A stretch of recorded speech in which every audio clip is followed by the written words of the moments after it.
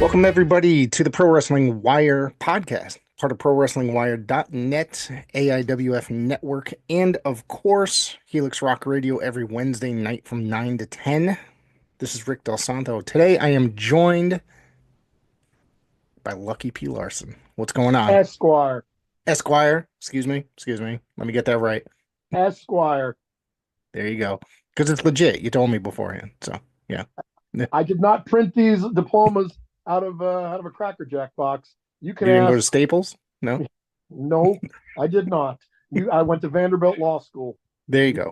you can ask many of the names that I mentioned to you before we went on the air that I've represented in this business. It is not just a work. It is a shoot. I am a lawyer and keep half our locker rooms out of trouble. That's Can't get any better than that, right? You know, it keeps the roof over my head. Yeah. So let's talk about your youth and stuff like that. When did you discover pro wrestling? I like to say, because it's true, that because Lucky P Larson never tells a lie, that I was a fan of wrestling before WrestleMania 1. So I know that I've been a fan longer than most of your viewers and listeners and people in our locker rooms have been alive. Uh, my dad used to take me every month to Boston Garden because I'm from the world's greatest city, Boston, Massachusetts, and went there every month, picked it up very quickly, was a fan very quickly, had my absolute favorites very quickly, including one who stood above the rest. I'm sure we'll get into that later, but I was a very devout and loyal fan. And the more I got into it, the more I got into it. And I think, as my friends have said from back then, if me from back then would know all the things that me now has done in the last 8 or 9 years, me from back then's head would explode. I So realized that, in the grand ocean of this business, I'm an amoeba. In the area in which I work, okay, I might be a bigger fish than that. But in the grand scheme of the world, I'm an amoeba and I get it. Yet for someone like that to have done all the things I've done still blows my mind. who were some of your favorites growing up, and how did you decide to get into managing, and how did you decide on that's what you wanted to do in wrestling? Well, my favorite is easy. I believe the most entertaining professional wrestler of all time is without question. And I phrase it like this: the man had such great control of an audience that when he was the most hated wrestler in the world, even though I rooted for him, he was voted when PWI actually their awards mattered. He was voted the most hated wrestler of the year 2 years in a row. Then he turned face, and the very next year he was most popular wrestler of the year. So most hated, most hated, most popular. And because I was so sucked in by his charisma and his ability to talk and his ability to entertain, while nobody would say he was Bret Hart or Kurt Angle or he who shall not be named in the ring, to me, the most entertaining professional wrestler of all time is without a doubt Rowdy Roddy Piper. And therefore, I hated Hulk Hogan my entire growing up because Hogan would constantly screw Roddy Piper over. Yeah. Now, Well, now to answer your second question, uh, I will say this: my law firm, where I was for 24 years until our senior partner passed away and the firm closed, and I've been somewhere else since. Um, at one point, our receptionist was the cousin of Mike Rapata, the okay. Colorado kid, Yeah. who I knew of because I was a bit of a wrestling junkie. My friends now call me the walking encyclopedia of useless wrestling information. But I, growing up in Boston on our UHF channels, we had every independent that was out there. We had Memphis, we had Global, we had ICW, we had you. If it was on TV, we had it in Boston. And so I remember the Colorado kid. Was And this Destination America like prior to becoming Destination America? There was like another name for it. I'm trying to remember. What, The the channel. UHF channel? Yeah, the channel. Yeah. Oh no, these were just the different channels in Boston, like Channel 13, Channel 10 out of New Hampshire, Channel whatever, because we had all the Boston was naturally the hub, so we could Right. get the New Hampshire, Rhode Island, Connecticut channels, and if any of them had wrestling, we would get it. Right. So I would end up taping wrestling on my VCR and watch it. Uh, so I was familiar with Mike Rapata as the Colorado kid. And then when he came to my firm once, I I was known to be a wrestling fan, and so my receptionist, who was his cousin, introduced me, and he and I became friends. And through him, I ended up meeting the legendary promoter that I worked for the first 6 or so years of my career, if you want to call it that, in Bert Prentice. And Bert Prentice would ask me questions because far be it from Bert to not take advantage of a free opportunity for some professional advice that he doesn't have to pay for. So I love Bert, very loyal to Bert, indebted to Bert forever. But Bert would call me up all the time and ask me questions and things, and I would always be happy to help him. You know, I certainly knew who Bert Prentice was. And eventually, after I had helped him out a lot, he asked me, you know, I know you're a big wrestling fan.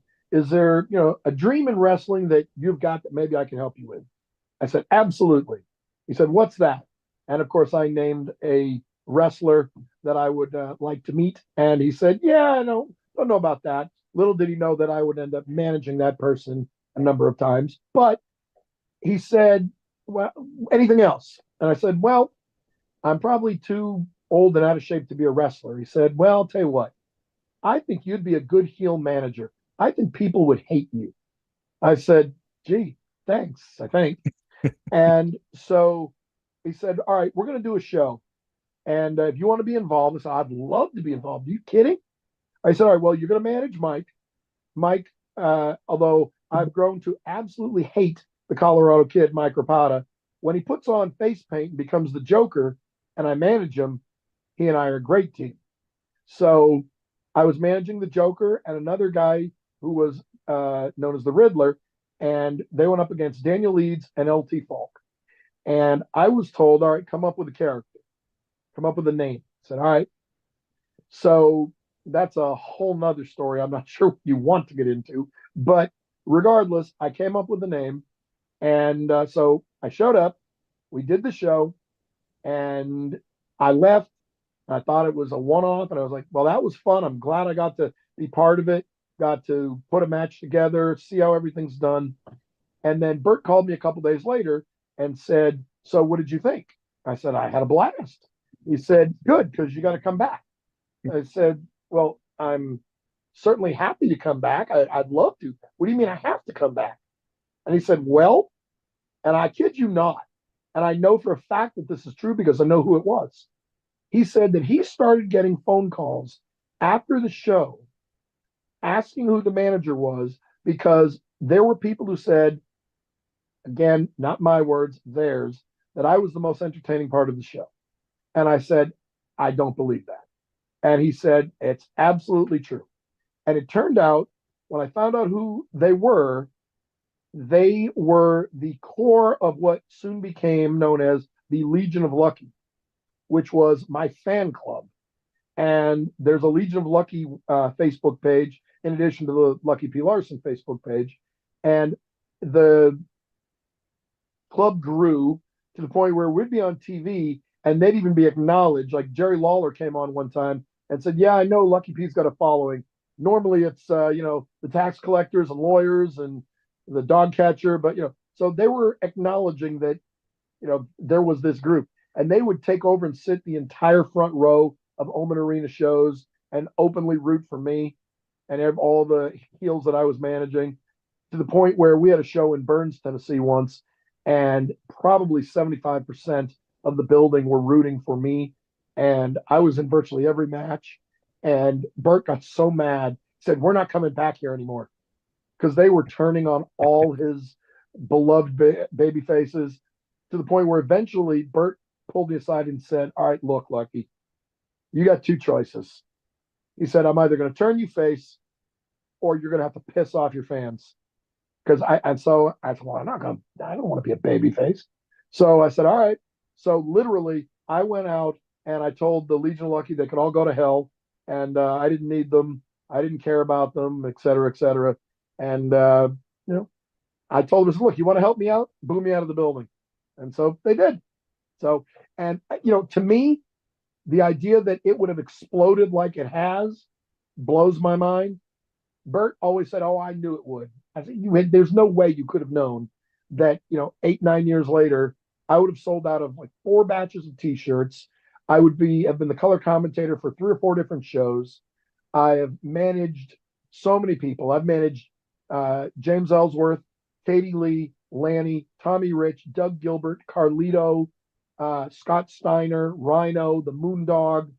I've been decked by Jerry Lawler more times than I can count, by Dr. Tom, by the Rock and Roll Express, by Coco Beware, Rob Conway, Moose, Shane Strickland. I've been wormed by the Boogeyman. I've been knocked out by Cowboy Bob Orton's cast. I've been hit with Jimmy Hart's megaphone. I've been nailed by Jim Cornette's tennis racket. I've been kicked in the face by the Berserker, choked out by the Sandman while I got caned by Kimona.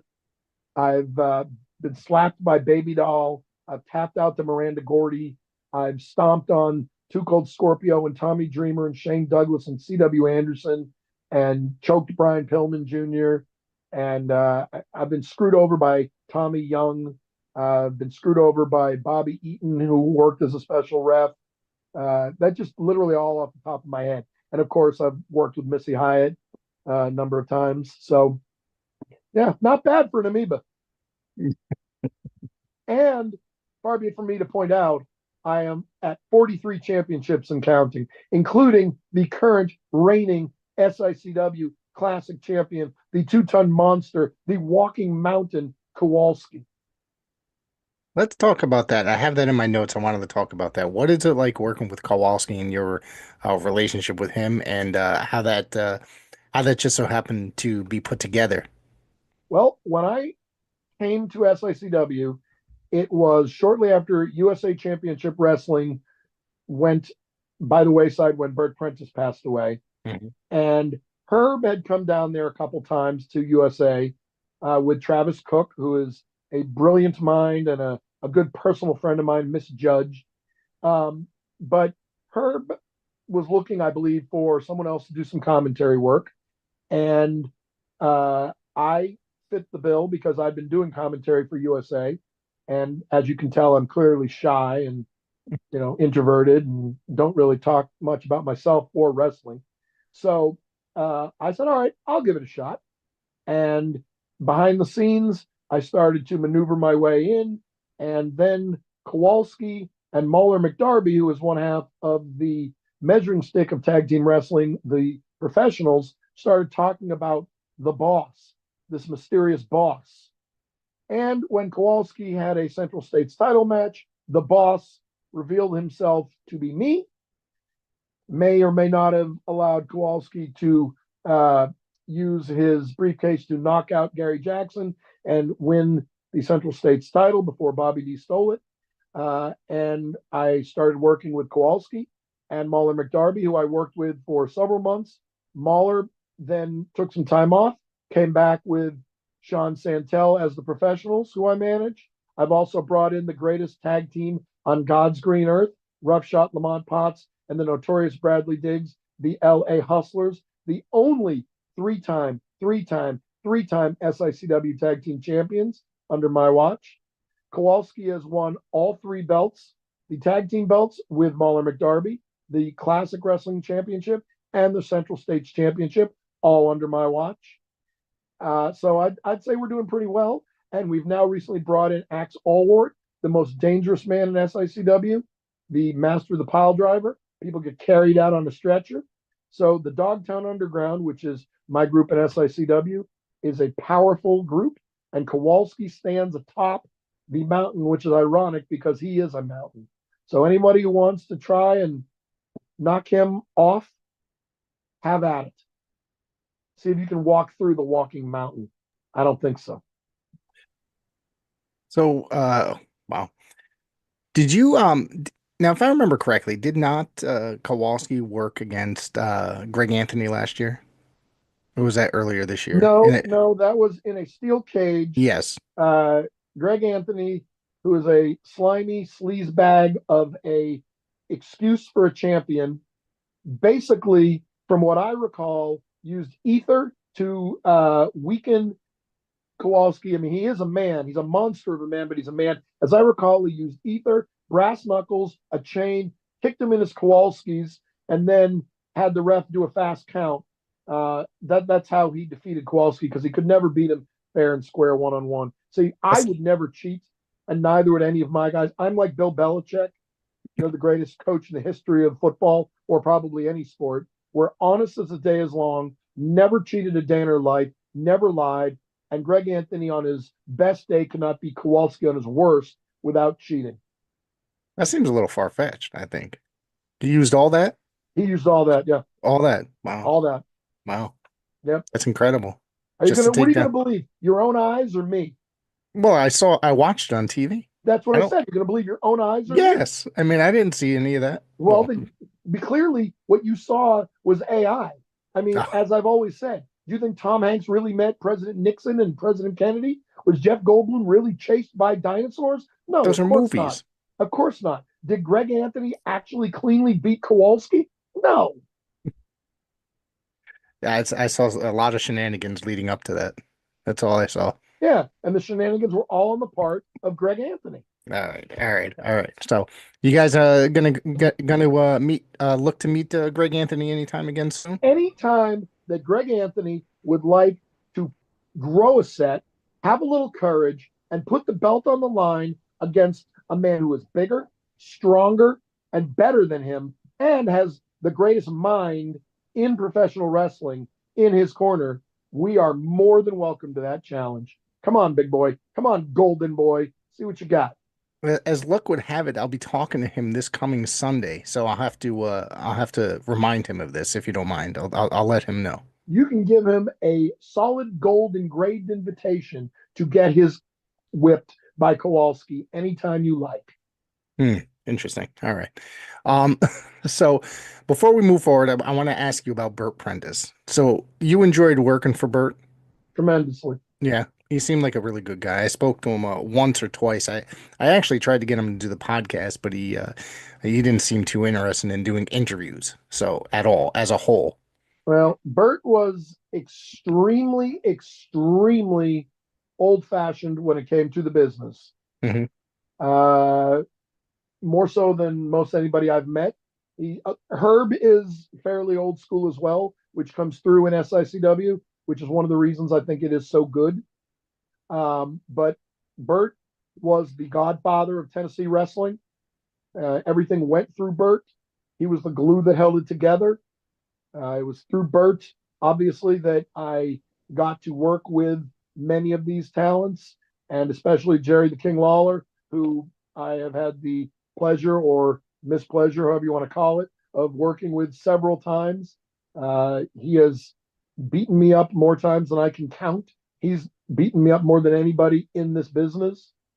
But, we'll never be over between me and Jerry Lawler. Yeah, yeah. I guess not. One of the things I enjoy about SICW is that the presentation of the television program.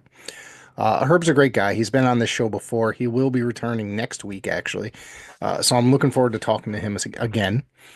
Um, You can you it's can you can have him thank me for all of the entertainment I provide as the greatest color commentary in the history of the business. I mean, it's Jesse Ventura, Bobby Heenan, Gorilla Monsoon, Jerry Lawler, Jim Ross, Taz, and Lucky P Larson Esquire.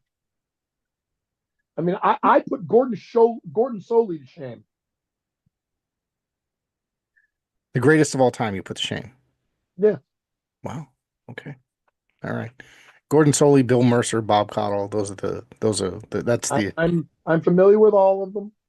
the Bill greatest. Mercer from World Class, Yeah. Bob Caudle from Georgia Championship Wrestling, and then WCW days before and NWA toward the end there.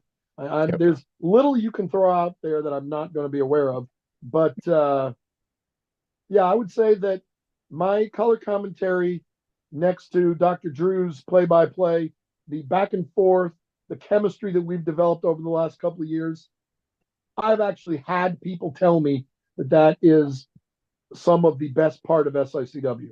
Yes. I mean, I think you and your group there, I mean, I think that it makes for good television, good wrestling television. It's a very good old school style product that's put on. It's It is. studio style wrestling. Uh, there's a couple rows of people, and there's no ring introductions really as far as music and whatnot and entrances. You No, go but to it. we do that on our big house shows. You Yes. come to a house. Generally, what SICW does is has a big house show on Saturday nights, and we have several hundred people there. I believe Yeah. they're generally between 300 to 500 people at those shows. And you have your music, you have the introductions. I usually interrupt Drew and do my own introductions because I'm just better than he is. But then the TV is generally taped Sunday mornings. And you're right, it is not nearly the crowd as you can see on television, but it's done that way intentionally. It's not, well, we can't get people to come because obviously we get plenty of people to come on Saturday nights. We have a smaller venue, fewer seats. It's more of a homey, as you said, studio atmosphere. You go back and look at WCW in the days or the old NWA days when they have all the flags and the Road Warriors would run to the ring and beat up the Mulkey Brothers in 5 seconds. You didn't have much of a crowd there either. No, But it was when they probably would go like to the 30 people, maybe Greensboro, at the most. Yeah. yeah, when they'd go to Yeah. the Greensboro Coliseum or the Omni, they'd sell out and have thousands of people. Yeah. So, yeah, You use the TV to build towards the house shows on Saturdays, which exactly. makes sense. It's very old school style professional wrestling television. And I think that Herb is very good at keeping with tradition and keeping the product going. And, because there's not a lot of guys out there like that are producing wrestling like that anymore. That's why Herb has been doing this for 51 years. Yeah. Yeah. And I love talking to him about it. He's, there's a lot of great talent over there. Is there anybody outside of the guys you manage that you know that you got your eye on that you think that are great Well, talent? clearly, if they're in the Dogtown Underground, they are the best talent SICW has because Right. I manage them. So I'm not going to put over somebody I don't manage. However, there are some young upcoming stars in SICW because there's always someone ready to take the next level and go to the next step. And we've got Big Nasty Glenn Williams, who is the current Central States champion, who will be teaming with the Walking Mountain Kowalski at our upcoming show in January against the Thief Bobby D and that big goofy gorilla brain little Joey Helms, who has tried his hand against Kowalski and even myself a few times. And every time he's either been helped out of the ring, handcuffed to the ring, and beaten with my own briefcase. Yeah, but he's a glutton. He wants to come back. He used to be under my tutelage. Then he turned his back on me. He stole money from Stephen E., another good friend of mine. So if we got to beat his head in a little bit more, he's got a big, strong body. I don't take it away from him, but big, strong body, teeny little brain. That's a shame. That's a shame. Let's see. There Let's see. are other See. talents from Yeah. SICW who are traveling and making their name known. I personally don't like him. I think he sucks. But Brandon Beretta is certainly making waves. Yeah. I will never forgive him for teaming with Bob Orton when Bob Orton knocked me unconscious with his cast, and all because I told him to his face that I would never forgive him for turning on Roddy Piper, the greatest of all time. And he responded by knocking me out. I didn't appreciate that. It's a little irrational. Yeah, Yeah. Very much so. yeah, Tell me about you've had some action against the Big Texan at times. I have. And, I have taken one for the team. It is all over social media that the Big Texan was, again, big man. I'm not taking anything away from him. He's a big man, not as big as Kowalski, but he's big. Not as tough as Kowalski, but he's tough. But he's not very smart. See, Kowalski is smart enough to have me in his corner, advising him, giving him strategy, giving him encouragement. See, I never interfere. I never involve myself. I'm just there for moral support. But the big Texan decided he was going to take his focus away from the Walking Mountain and on to Lucky P Larson Esquire. So he chose to deck an innocent man and then stand there and gloat about his handiwork, which of course allowed Kowalski to squash the big Texan from behind, knock him down, hit him with the K bomb. 1, 2, 3, still your classic wrestling champion. They handcuffed me to the ring the match that Kowalski won the classic championship. That didn't stop Kowalski. Kowalski is the immovable object, and with the brains of Lucky P Larson behind him, this man will be champion forever. Wow. Well, he's definitely a big man and a talented individual. So, He's won yeah, every single title there is to win in SICW. yeah. All of them. Name me anybody else in SICW who has won the tag team championship, the classic championship, and the heavyweight championship. Top of my head, I cannot think about that. Think Classic who? wrestling championship, Yeah, beat the Big Texan. Central States championship, beat Bobby D. Tag team championship with Mauler McDarby, beat Gary Jackson and Billy McNeil. And actually, he beat Gary Jackson for the Central States title. It was Bobby D who stole it from him. In my mind, I keep thinking that he beat him too, but we were screwed. But he's moved on to bigger and better things. you travel around to some other organizations as well I outside of do. SICW. I see have here the Pro Wrestling Alliance, which is out of Tennessee. So you still working in Tennessee quite a bit. From where are I you work actually located right now? Sorry. I, right now. I'm in my home office, as you can Well, see. Well, you besides, asked, so I told you. I mean, where's your residence? My Is that residence is in a suburb of Nashville. okay? So you're close to Nashville. Okay. I am relatively close to Nashville. However, I am not from Tennessee. I am from Boston. I'm from the Right. world's greatest city. You remember up there, we won the war, which for some reason doesn't seem to sit well with a lot of people around here when I remind them of that. But, it's not my fault. Grow some teeth. Um, Now, I will say this that yes, I work for SICW in Illinois. I work for PWA in Middle Tennessee. I work for Tennessee Championship Wrestling in Middle and West Tennessee. I work for Hub City Wrestling, which is one of the most upcoming new strong promotions in West Tennessee. I work for uh, a number of promotions when they come and request it. I've worked for TIWF in West Tennessee. I've worked for Union City Wrestling in Union City, also in West Tennessee.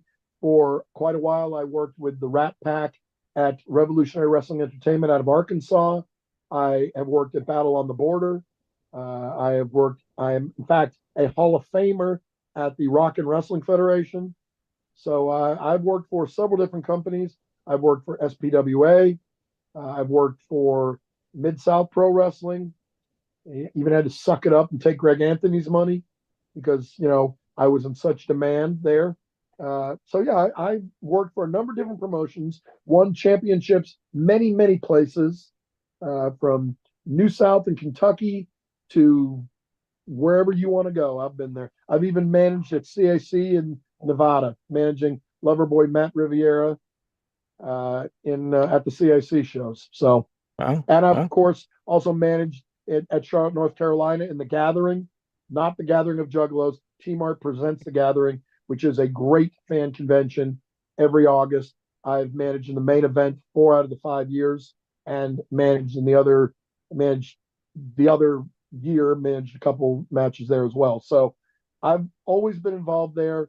And Lucky P Larson, Esquire, the Legion of Lucky, the Dogtown Underground, wherever I am, we take control. I manage Bam Bam Bundy and MJ Davis in Hub City Wrestling, and they are taking over. I manage the Dogtown Underground at SICW. I've managed the Rat Pack for the last few years before they all went their separate ways. So I'm usually the glue that keeps together these strong units. yeah. I mean, it sounds like you're pretty busy out there in Tennessee. It sounds like there's a million promotions out there. There are a lot of promotions in Tennessee. There's no question. I have worked for a lot of them. I've also worked for TAP. Um, there are some I have not worked for, but I have worked for a great number of them. Yeah, wow. It's still pretty active down there. I mean, I live in Connecticut. I know I told you that before.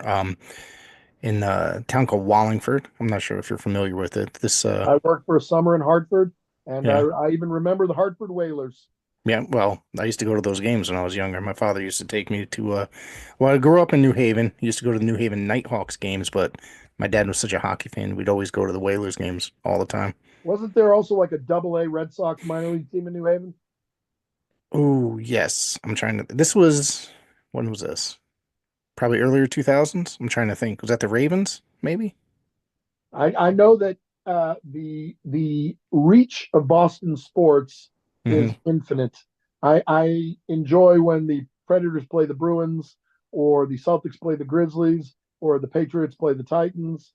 In fact, a few years ago, the Patriots played the Titans on a Sunday, and the Bruins played the Predators on a Monday, and this town was completely taken over by Boston sports fans. It must have felt good. It did. Yeah. There's a New England Patriots fan club here that I watched about 8 Super Bowls at. That's incredible. Really. Yeah, It is. Yeah. and I've got 6 framed pictures on my wall over there. That's awesome. Yeah. Do you like living in Tennessee? I mean, I don't know. I've driven through Tennessee once on a weekend. Well, let's see. I Yeah. can't stand country music. Well, I root for 4 teams: the Red Sox, the Patriots, the Celtics, and the Bruins. And almost every show I walk into, I get booed out of the building. I guess you don't like Tennessee. Of course, at SICW, it is a little different. So I took a friend up to SICW with me for a show, and he said, in Tennessee, they boo you. In Illinois, they want to kill you. I said, yeah, that's pretty accurate. How far do you I, have to how far do I, you have to drive from Tennessee to go into Illinois? But for how often do you guys record? In we generally have TV tapings once a month. once a month. Okay. Tape Okay. usually tape 4 shows, and it's about a 4.5 to 5 hour drive. But Yeah. there's a very good sushi restaurant on the way back, Well, there you go. There you go. and they do. These people up there, they do not like me. There are a few. There are a few smart, unique fans who wear my shirts, and are supporting me and the Dogtown Underground. But I'd say 95% of them want to see me get beat up, hurt. I mean, Gary Jackson broke my arm up there. It's finally healed pretty well, but it took several months, and I had to wear a sling for several months up there. And people would accuse me of taking a tire iron out of my sling and hitting people with it. I mean, just the things that they come up with. It just And the things they came up with. I mean, there's yeah, no cameras that see that. Um, no. I mean, Bob Orton held that cast for about a good 2 years for that broken Oh, I think he's held fall. it a lot longer than that Yeah. because he Yeah. knocked me out with it just a couple of years ago. That's incredible. That's incredible. Iron Mike Sharp had an arm brace for years too. Yeah. Some people Yeah. just are slow healers. Iron Mike Sharp was on the first indie show I ever went to. The first Yeah, time well, when I discovered independent wrestling, he was it was him. I think it might have been Jimmy Snuka, Northeast Championship Wrestling out of North Haven, Connecticut. It yes, was incredible. I met Jimmy Snuka a number of Yeah. times. Never got to meet Mike Sharp, but I had a very, very, very close personal friend in professional wrestling who passed away last year, who used to tell me stories about Iron Mike Sharp. Yeah. I hear from I'm friends with Mario Mancini, Paul Roma.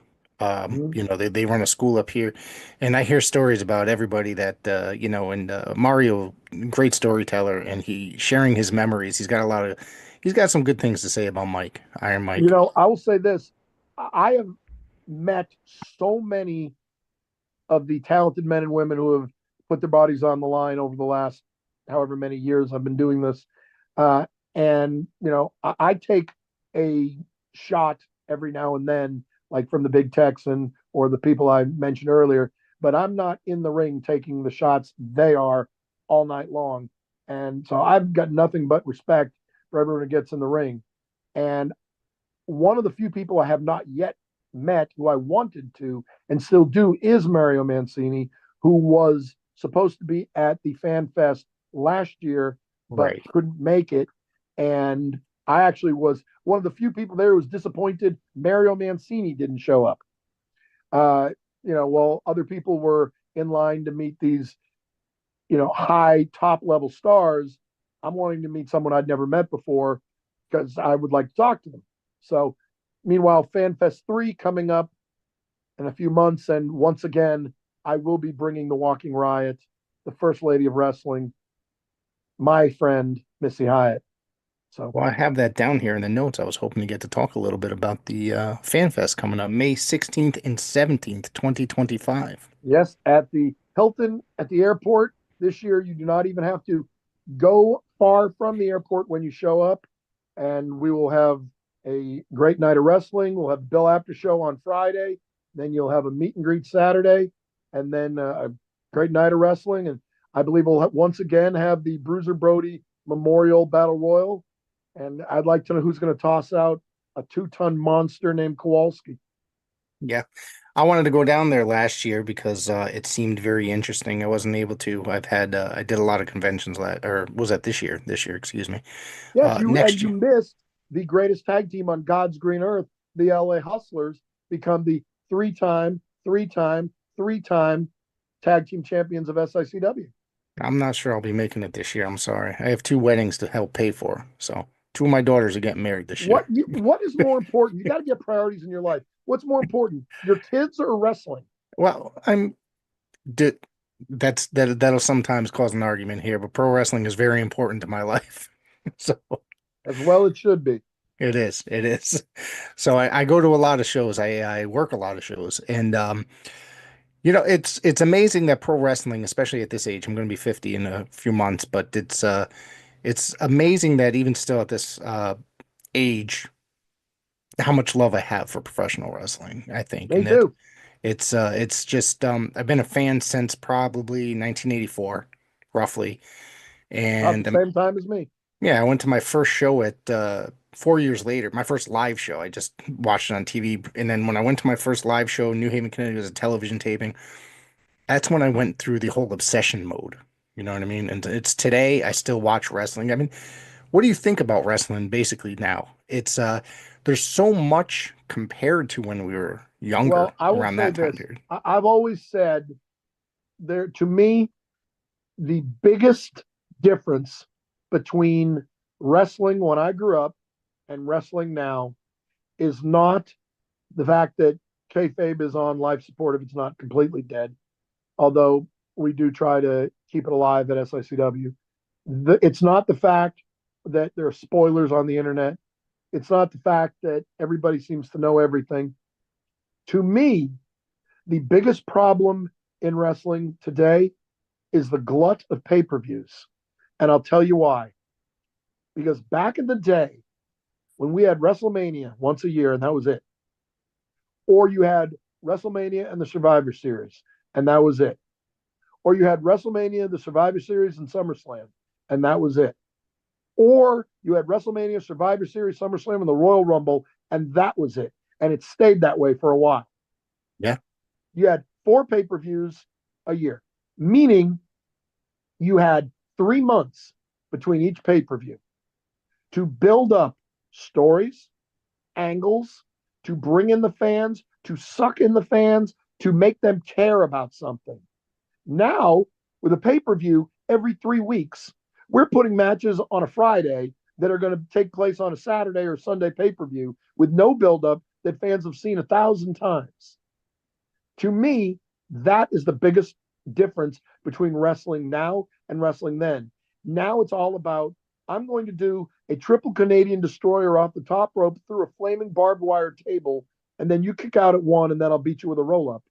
It is more about high spots than it is about storytelling and emotion and really grabbing somebody and bringing them in there. That's why I said I am never going to say Roddy Piper was the greatest ring technician of all time.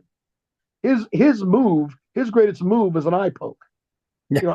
I use it when I'm in the ring Right. because it's an homage to him. No one is going to. Yes, I mean obviously Roddy Piper can wrestle, but no one is going to mistake him for Shawn Michaels, Bret Hart, Kurt Angle, or he who Right. shall not be named. But he could talk you into any arena. He could be a face, he could be a heel. He could be the good guy, he could be the bad guy. He could make you love him, he could make you hate him because he told a story, because he was charisma personified. I would rather follow that and watch that than see somebody dive off the top rope, do 3 flips. I mean, yeah, that's talent, and I can't do that. But I'd rather be engrossed in the storyline and really It's care about what happens. it doesn't keep me interested, Right. honestly. There's It's only so many times. And when you've seen a triple Lindy, well, how soon before someone else tries to do a quadruple Lindy and falls right. and breaks their ankle? Yeah. I mean, I've Bronson Reed just always broke both his ankles jumping off the top of a cage through a table. yeah, I saw it. Yeah. I I've always been, especially in the last couple of years, I've always been very trying to push this less is more because it keeps you interested doing the slower build-ups and the more of a storytelling. And then instead of doing however many flips, however many, every match, not every match, but every show has to have a table spot, has to have a steel chair spot, has to have a ladder spot, something, something, something. And it's just like at this point, it's like you can predict when it's coming. You notice a little Oh, barrier around absolutely. ringside. It's Whenever just you're sitting watching Raw, you know when they're going to commercial. yeah, If I'm watching it on a DVR, I'll sit there, and when I see the commercial spot coming, I'll fast forward through it. And I'd say 98% of the time I'm right. yeah, There's the occasional time when, oh, I thought that was going to be a commercial. But 98% of the time I'm right. yeah, It takes a lot to, bring me in these days to a false finish that really I buy into. I've just seen it so much. And yeah, that's why I think SICW is different. We're telling stories, and I think that when you have shows and TV, that's what, like I said, I work at Hub City now, and Hub City's got television, and we're on WBBJ out of Jackson, and Hub City is telling stories and trying to have some old fashioned angles going with the people I manage. We had Mr. Kennedy come in recently, and I may or may not have, been accused of choking Mr. Kennedy with my tie. I don't remember that happening, but he couldn't beat MJ Davis by pinfall or submission. right. He had to, somehow squeeze out a disqualification win, which we question. But the bottom line is, we're bringing people in that people want to see. We're telling stories. That's what SICW is doing. That's what Hub City is doing. That's what Bert Prentice used to do. And that brings people in. Yeah. And Bert Prentice had a really good YouTube network as well, where he had lots of different companies on his YouTube network, or Yeah, the and it Prentice Wrestling Network on YouTube, and we had the yeah, USA Championship Wrestling there, and SICW is on YouTube. yeah, Hub City Wrestling, as I said, is on WBBJ out of Jackson, but their episodes are on YouTube. Uh, we BBJ airs Hub City every Sunday night, and on Tuesday nights, the Sunday night episode is put on YouTube, and I'm I gonna look share for it. all of those on my page, on the Lucky P Larson page on Facebook. Uh, Okay. and then at PWA, there's usually somebody there who films a lot of our matches. And while we don't necessarily have a TV show or a YouTube channel for the company, a lot of our matches are put on there. I also work with Sean Hoodrich at Coastal City Wrestling, Coastal Championship Wrestling, CCW, which is at the Troubadour in Nashville, near Okay. Is Opryland. That's not the coastal that is basically out of Florida, is it? Or is Yes, it the yes, same one? They run a yes. very good product over there. They have a great 30-minute TV that airs each and every week on YouTube as well. Yep, yep. Yeah. I work for them as well. I manage Sean Hoodrich. I've managed him against one of their champions, Cha Cha Charlie. Yeah. Great Uh, guy. Yeah. and we've been there a few times. Always put on a great show. Sean, myself, and Sean's Snake. We got a good picture up there of me, Sean, and the snake. He says, "It's my lawyer and my serpent. Which one's the bigger snake?" you know? So We got a few more minutes left. I want to ask a couple more questions, and then we'll get out of here. But how important is television and social media to wrestling in the modern age? I mean, we're sitting here talking about I YouTube. think it's extremely important Yeah, because how else do you advertise your product and how else do you make people know about your big shows if it's not through television or through social media and promotion? There's only right. so much you can do. Yes, you should post your towns. Yes, you should spread the word, but social media, television, advertisement, commercials, that's what gets people there. There's That's a what lot of gets companies that don't do that, and you know what I mean. That still don't seem to understand that. Don't even have a YouTube channel, which I think every company should at least have somebody out there filming on a phone or something and uploading it to that's YouTube. what I'm saying. That SICW is on YouTube every week, every Yeah. Sunday night at 8 o'clock Central.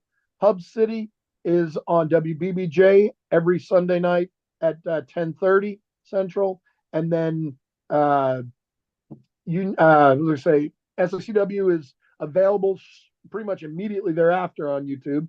Hub Yep. City's available on Tuesday on YouTube. Someone films the PWA shows and puts them up. I believe it's Rusty Rex's wrestling I page. know Rusty, great guy. Yep. Yeah. Yeah. And I've seen matches from CCW with Sean Hoodrich. They put that up. They were commenting on what a great show they had there a couple weeks ago. And the Hmm. picture they put up was Sean's match with me in his corner. So Yeah. Yeah. That's awesome. Do you know Rusty personally, or I just do. from? Yeah. He. I got to tell you, he is a guy that's on his social media. He posts a And lot of great. He is and a historian yeah, and of all. he holds up two hands and says 10 if he likes it. So I like that he is always posting stuff, and each and every Friday he always asks everybody to share shows in the comments so that everybody could find out and see if there's any shows in their area. That's good. That's Yep, good. promoting. Yeah. So I noticed you have t-shirts. Where can anybody find those? Because I'm interested in getting one. Well, my t-shirts say shut up and you might learn something.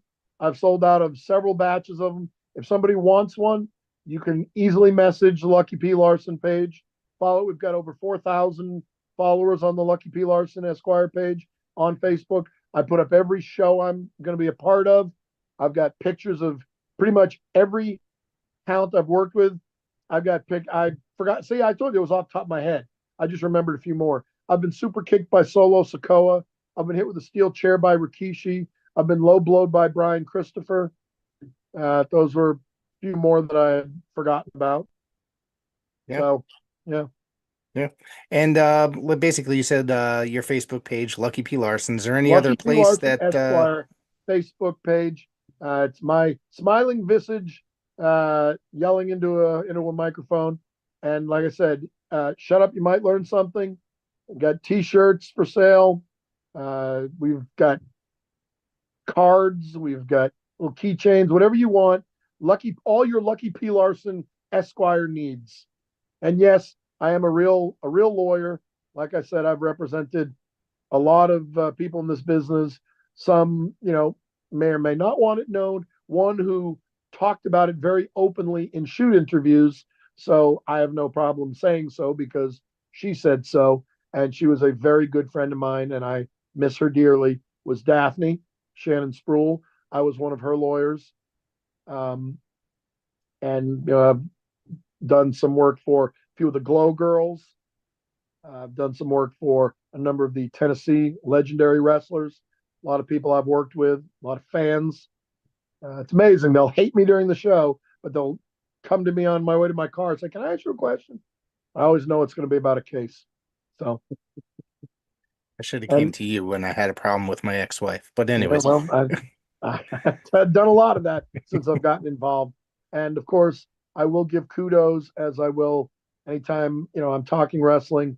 Bert Prentice and Mike Rapata get the credit for, or blame, however you want to say it, for me being involved. And one person I met through wrestling who became one of my absolute best friends, and I miss him every day, is Lanny Poffo. yeah. I've heard many great stories about him from people, friends that have worked with him. Mario has spoken greatly about him, and I don't know if he's going to come out to this year. I know he didn't make it last year. I'm not sure if he's coming out to the Fan Fest this year. I haven't seen him post anything and haven't spoken to him about it, but Well, there are a lot of names yet to come. I'll leave yeah, that to Herb. All I know is Missy will be there this year. So, but you know, I talked to Lanny probably once a week after he moved to Ecuador. I helped him write his Hall of Fame speech. I still have it memorized. In fact, before we got on this, I actually recited the poetic part of it for you yeah. by heart. I was his guest at the after party after WrestleMania in San Jose when Randy got into the Hall of Fame. So he introduced me to pretty much the roster. So that was quite an honor. So I miss him a lot. Yeah. Yeah. I want to thank you for taking part in this episode tonight. And My pleasure. I love talking about wrestling. I know yeah, you can't tell. I'm slightly passionate about it. just a little bit, just as much as I am probably, but we'll have to have you back sometime and maybe just talk about wrestling in general. Anytime. Like I said, I'm always happy to talk about myself. I'm always happy to talk about wrestling. Happy to talk about Boston sports. All right. Thank you very much. My pleasure.